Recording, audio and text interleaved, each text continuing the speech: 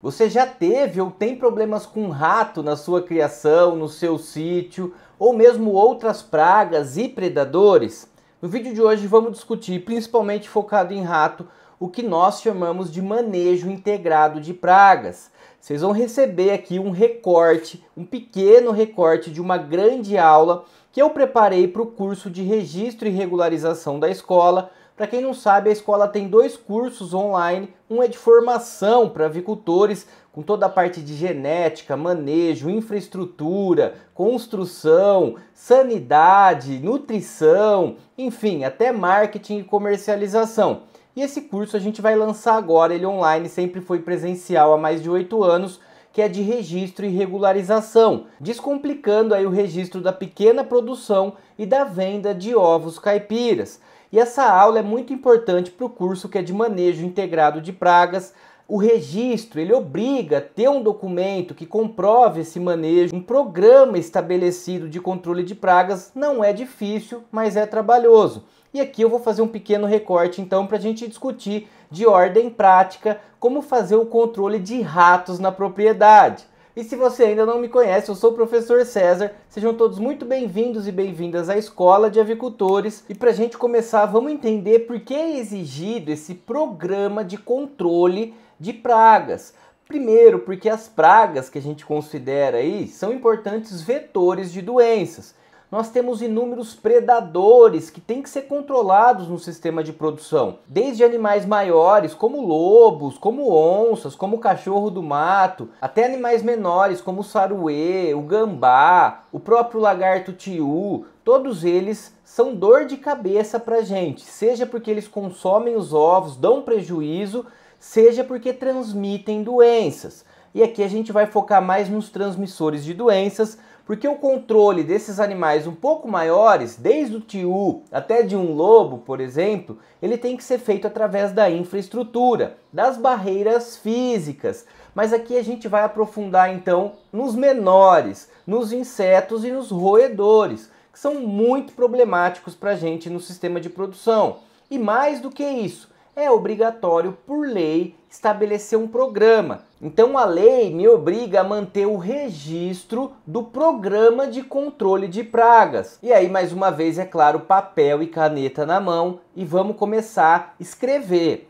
O controle de pragas, você vai colocar lá que o controle de pragas na propriedade, na granja, ele será feito pela técnica de MIP, que a gente chama, que é o manejo integrado de pragas. MIP, Manejo Integrado de Pragas, é o que vai nortear as nossas discussões relacionados a controle de pragas e ao programa de controle. E por que a gente fala em manejo, em controle integrado? Porque uma única ação não vai resolver o seu problema. Se você tiver uma infestação de mosca, uma infestação de ratos, ou mesmo ratos convivendo ali no lugar que faz ração, na fábrica de ração, na própria granja, uma única ação, ela não vai ser eficiente. Se você fizer, por exemplo, só um controle químico, só deixar lá uma isca, não vai funcionar, porque você tem outros elementos que estão contribuindo para o desenvolvimento daquele rato, daquela praga. Então a gente tem que ter um olhar holístico, um olhar, como a gente chama, integrado. E a gente vai discutir bastante sobre isso na aula. E esse manejo integrado de pragas, ele está estruturado em 3 pilares. O primeiro pilar que a gente chama é cultural. São as medidas culturais, medidas de manejo. O segundo pilar é biológico, é o controle feito pela própria natureza, pelo equilíbrio. E o terceiro é o químico. Então nós temos esses 3 pilares para discutir manejo integrado de pragas. Então no seu programa você já pode ir escrevendo isso. Será feito o controle através do manejo integrado de pragas, que contempla as etapas culturais, que são relacionadas ao manejo, as etapas biológicas e químicas. E aí a gente vai visar 3 aspectos aqui, que são as medidas preventivas. Eu vou traçar ações culturais para prevenir o aparecimento de pragas, de ratos, enfim.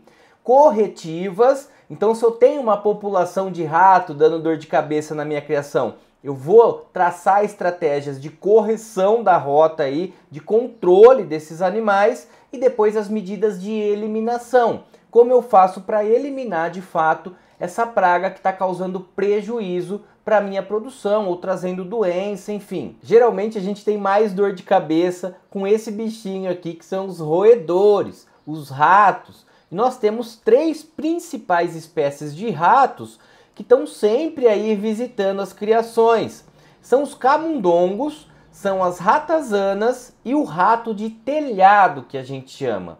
E é muito importante identificar essa espécie, porque cada uma vai ter um comportamento diferente na natureza. Lembra, primeiro eu preciso identificar a espécie para entender o comportamento dela na natureza. E depois eu vou adotar as ações de controle. Mas ações de controle, por exemplo, para ratazana é diferente para ratos de telhado, porque o comportamento biológico desse animal é diferente. E esses ratos, eles são atraídos pelo mesmo princípio, por ração principalmente.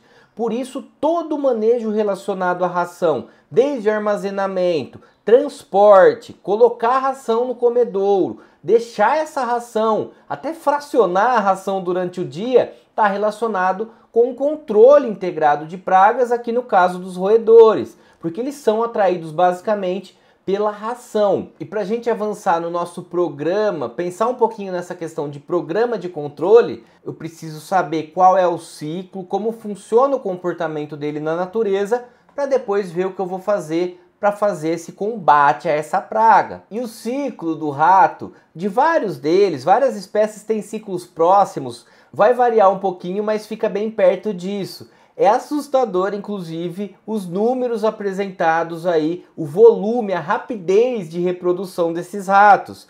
A cada 21 dias acontece uma aparição, é o mesmo tempo do desenvolvimento, né, do pintinho, 21 dias.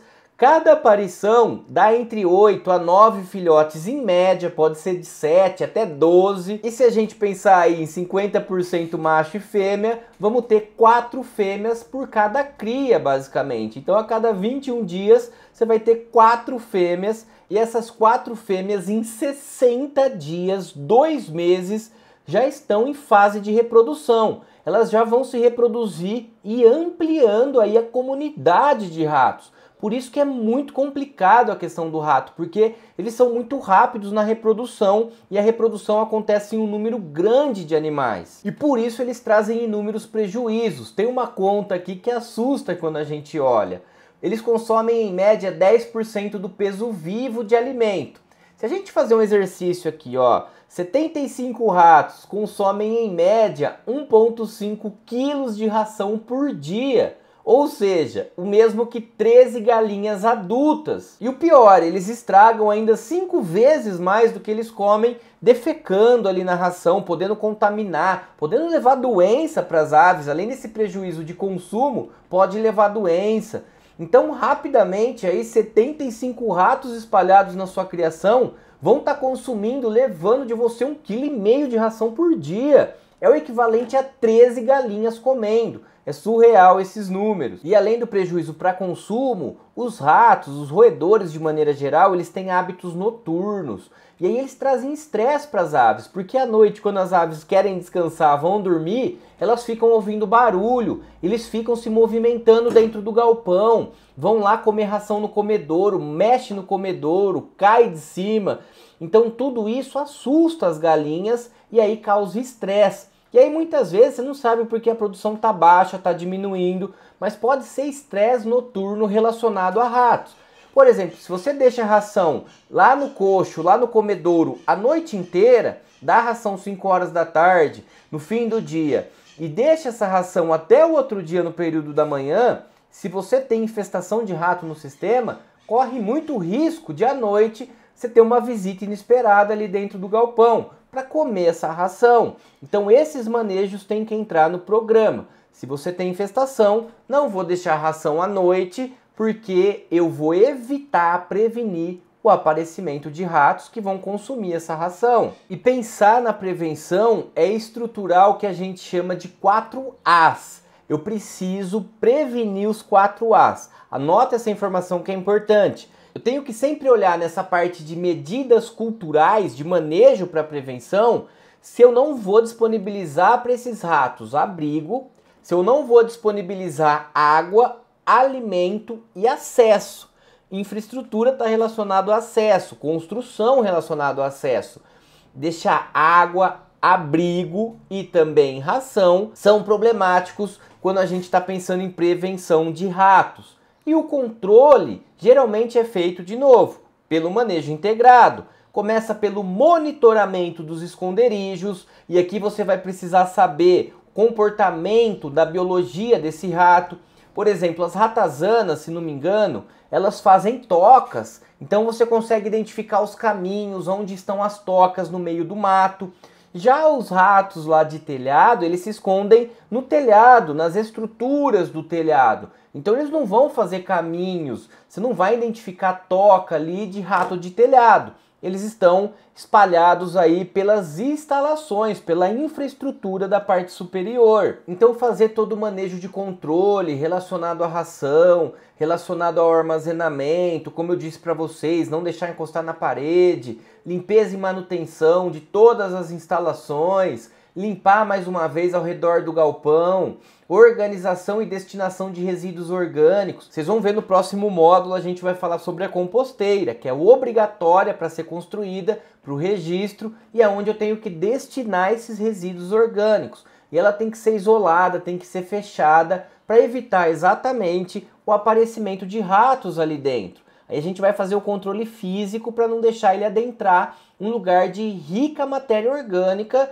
que é onde deve ser depositada. Por isso esse cuidado da composteira, para evitar o aparecimento de pragas que vai trazer doenças. E no caso dos ratos a gente tem as armadilhas. É muito comum e deve ser utilizada, é meio que uma obrigação para o avicultor, porque sempre tem problema de rato, pensar nas armadilhas. Pode usar as tipo túnel, fazer armadilhas caseiras também funciona. Você faz com cano PVC, tem essas de tipo túnel que tem uma cola. Então aí quando o rato passa lá dentro ele gruda e fica ali grudado. É um tipo de isca, é uma armadilha e um tipo de isca que a gente chama aí de placas de cola. E nós também temos as iscas químicas, que é o que a gente usa em larga escala na avicultura de postura. Usa a isca química para fazer o controle dos ratos. Mas mais uma vez, não adianta nada eu ter um monte de saco de ração mal armazenado, ração espalhada por todo o caminho que eu vou levar ali para o galpão, tudo sujo de matéria orgânica, o meu ambiente, e querer colocar isca química. Você vai eliminar ali meia dúzia de rato,